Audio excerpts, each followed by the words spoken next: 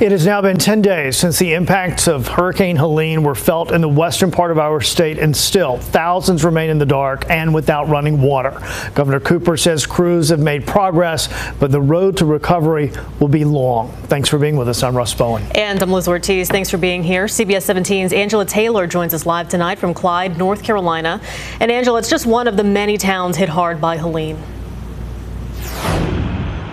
Yeah, this area in Haywood County, about 20 miles west of Asheville, was really hit by all that flooding. That's because Pigeon River is right over there, and it just washed right through the heart of downtown Clyde, which is where we're standing right now. For the majority of the homes did suffer quite a bit of flood damage.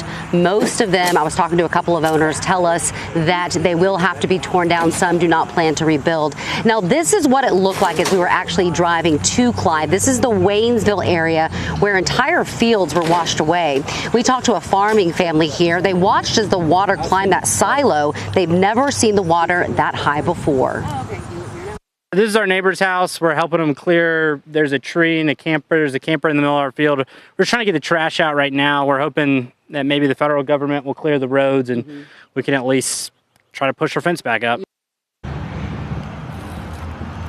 Yeah, they had a lot of debris that was lined up the roads. There's a house that sits right there. That's their family's home, and that was flooded. They said it's destroyed. They cannot rebuild that. Oh, they'll have to tear down and rebuild if they want to still have a home on that property.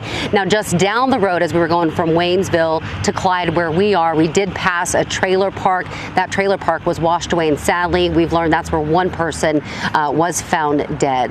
We're live in Clyde. Angela Taylor, CBS 17 News. And Angela, before you go, you probably remember very well that I lived in Waynesville for 6 years. You know, these are my folks in many, many ways. You talk about agriculture and the losses. This is tremendous. They really rely on this way of doing business. So have you gotten any sense on what it's going to cost to replace these crops and replace all the equipment that they need? Yeah, so there was corn and hay, and right where their farm is, if you look across it, that's their family's home. And so they told me it's going to cost about $25,000 to replace those crops along with the fencing that went around that. And they've got quite a few animals. They told me that they actually saved 2 bulls from drowning when the floodwaters came through. Of course, they have a lot of cattle and horses as well. So losing this crop, losing all that hay, Russ, this is a big deal for the farming families here. It is, and when you put in the multiplier of additional families, right, the number is just huge. All right, Angela, thanks so much for your coverage.